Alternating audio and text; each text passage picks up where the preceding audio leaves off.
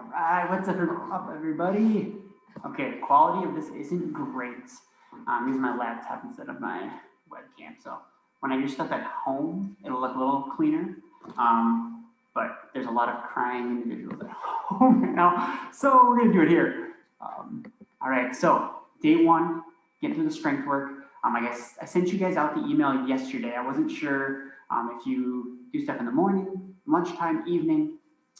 So write a comment below and let me know when you normally get your strength work in, when you normally get your workouts in. Are you a morning person? Do you wake up right away, crank it out, do it in the middle of the day? I know a lot of people are working from home right now, so there's a lot of people that are able to kind of find time in the middle of the day to break up the sitting around at the computer, and that works well for them. And then there's some more people who do it after work, in the afternoon. Typically, I'm an afternoon person. I like doing it. I feel pretty bad in the morning when I wake up. I feel good to get stuff done, but my body is just a little sluggish, so I don't feel great with the movement stuff. So if I do any movement, it's normally just like a shakeout run, really slow. I don't even worry about pace, just getting in like 20, 30 minutes. But then later in the day, in the afternoon, is when I feel pretty good. And for the strength work, so let's go in an ideal situation. In an ideal world, you do your strength work after your run. And then in an even better world, it's after your hard workout for that day, for the week or whatever. So I like having your hard days hard, your easy days easy. I know that isn't always the case, and I don't always program it that way. Sometimes it depends on what you have going on in the week, depends on kind of how much time you have that day. Sometimes we're just cramming in a hard workout and we don't have enough time to sit down and do our strength work afterwards. So the number one thing is to get it done when you can get it done. So if it works best to do your strength in the morning, go to work, do your hard work in the afternoon, hey, that's what you got to do. That's not a problem. But what's ideal is to do your strength work after your workout, your running workout. For most of us, the running is the primary goal, right? We're trying to improve our fitness, improve our performance for running, and your strength work needs to complement that running. So we don't want to focus on strength work at the expense of our running.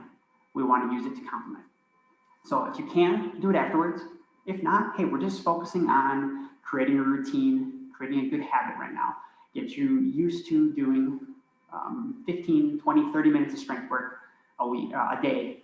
Trying to do two times a week before we get too fancy about how we program and what we do during the rest of the week with our training. Okay, so in general, today's workout is going to be typical of what I'll program for you guys during this month. We'll do a couple kind of warm-up, easier activities to get things going today, that bodyweight squat and some sidestepping. Then we're going to do a plyometric, some sort of jumping activity. Running is a series of single leg hops. We go from one leg to the other, over and over again. So we want to make sure we do some plyometrics. That's all about storing energy and releasing it, right? How quickly and how efficiently can we store energy and release it is going to dictate how well we can perform with running, right? It's all about generating force and generating force quickly. It also helps from a tissue standpoint and from a bone standpoint. We want to be able to load our bones and load our tendons in this cyclical rhythmic nature, because that's what we're going to do over and over again when we're running. So plyos are really, really important. The thing is, we got to be careful with them. So if any of you guys have Achilles, calf, plantar fasciitis issues, we may have to scale those back. Reach out to me and let me know. And if anything we're doing causes pain, then we've got to scale back and modify. So shoot me a message, let me know. Okay. After the plyos, we'll do some sort of kind of main lift. This week it's the single leg squats to a chair, and then we'll do some other supplementary stuff after that. So we got 7 exercises today. Let me know how it feels. You can start a chain going in the Facebook group about how long it took you, if it was doable, if it felt like too much, too little, way too easy, kind of just right. And then let me know if you do stuff in the morning, middle of the day, or the afternoon, and what works best for you from that standpoint. So with that said, I'm gonna kind of go through and talk through each of the exercises. I've got them posted up here for me to make sure I can go through. I've got links in the emails for them so you can watch me doing some of the exercises. Some of them have explanations, some don't, which is why I want to do this video. Give you guys a little bit of info and then give you guys another demonstration to go through. So first one, bodyweight squats. Pretty easy, right, for this one. We're just gonna go down, basically go down as far as you can and back up. I'm gonna pump this down a little bit so you can see my. So as far down as you can and then back up. Try not to bend forward. I want this to be sitting down into the squat instead of sitting back into the squat. Usually sit down, let those knees go forward. We can talk in another video. Knees past your toes is totally okay. Don't listen to the old talk of don't let your knees go past your toes. So 15 of those.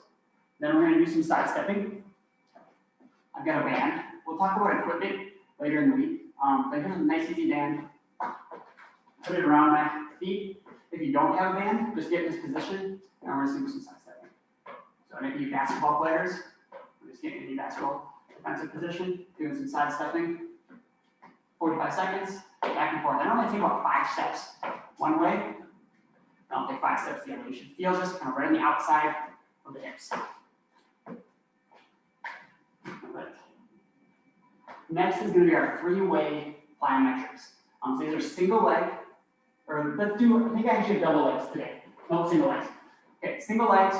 We're going to go up and down, switch legs up and down, forward and back, switch legs, and then side to side. So we're going to be one leg, just like you're doing your jumping rope. 15 seconds, switch. 15 seconds, just up and down. The second one is going to be forward and back. So pretend there's a line. You're kind of just jumping over. Switch. And then the last one's going to be side to side. So again, pretend there's a line. And switch. Okay, so we've got our squats, side steps, and our plyometrics. Next is going to be a single leg squat to a chair. Make sure your chair is pushed up against the wall. All you're going to do, and try not to plop on the way down. If your chair is too low, throw a pillow on, raise it up if it's a pure chair. Raise it, you go. Here. Another cue is to try not to use momentum. Try not to do that. So go down, pause, and then up. Really drive through that heel, push through the floor. Okay? Here. Side planks, 3-way calves, and the single leg kick. So side planks, nice and easy. Here, this is going to be one where I want you to show it from here. I want your hips to push forward. I want your shoulder, hips, and ankle to be in a nice straight line. Some people will do this, but they can do a really good job of compensating. Right? A lot of times we use our front hip musculature to overcompensate for weakness in the back. So make sure that those hips are driving forward. Then 3-way calf raises. You'll find out I love calf work. We'll talk a little bit later too about the importance of calf work. But 3 ways just means with your toes. The toes forward, nice and controlled, 20 reps. Then you'll point your toes in, 20 reps. Point your toes out, 20 reps. First 20 should feel pretty easy. Second 20 a little harder. And your last 20, you might get a pretty good burn, almost like a cramp going through that calf. Rest, shake it off. If you can do a second set, great. If not, just call it after 1 set, and that's still improving, that's still successful. Most people avoid the action. So if you can do anything, that's better than nothing. And then the last one is going to be a single leg hip bridge. So we'll be here. We're going to keep our back nice and flat, which you can see. So if you put your hand here, I have a hold. I'm going to flatten it down, so I'm keeping my hand right there. One leg up, and we're going to hold. Keep that back flat. Don't arch.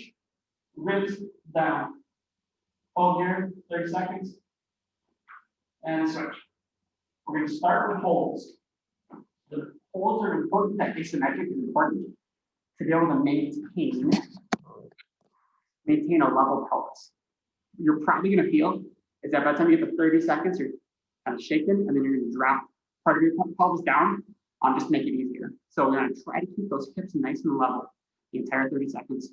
Switch legs, do it again. Okay? So that's everything for day one.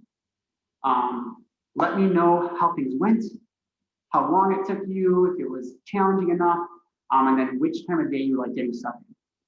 I'll shoot you another message tonight for some mobility work for later tomorrow. So we'll kind of alternate. We'll do strength, mobility, day off, strength, mobility. Wednesday, I'll probably do a little longer video on some equipment and things like that. So, all right. Have fun with day number one. We'll talk to you guys soon.